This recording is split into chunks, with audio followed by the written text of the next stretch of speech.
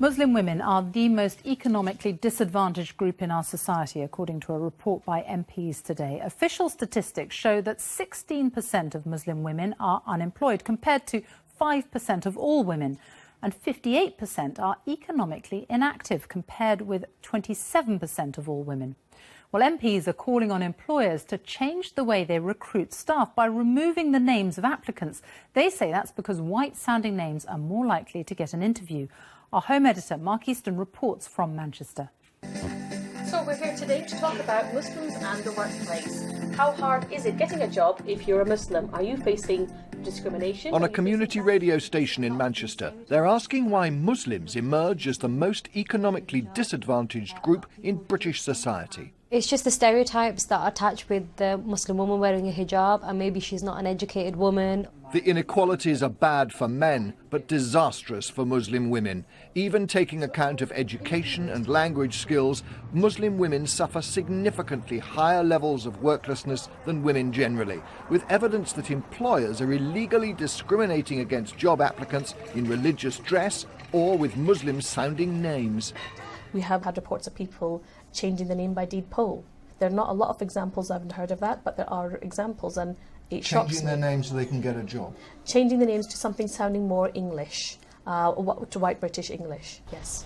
Today, a report from MPs says many Muslim women face a triple penalty of discrimination when trying to get a job. They're women, they're from an ethnic minority, and most significantly, they're Muslim. It refers to a chill factor, where the fear of discrimination and hostility in the workplace is putting off many Muslim women from applying for a job. I met a 21-year-old Muslim graduate who told me how, after telephone interviews for a sales job, she was told she was perfect. But when she turned up for the face-to-face interview, the whole mood changed. I mean, I was completely the same as I was on the phone, answering very similar questions, but I felt that there was a bit of a change in the tone as when I came in, and I was the only other person there in the group that had a headscarf on. Do you think that's changed your attitude to job interviews generally? It can be nerve-wracking already when you're going for a face-to-face interview, but then to have that kind of added sort of worry that what they're going to think once they see me. Muslim women face really unacceptable levels of discrimination, but that discrimination comes from the workplace, from employers, but also from within communities as well, almost like a stereotyping of the role that Muslim women should take. Support groups like this work to counter the isolation some Muslim women feel.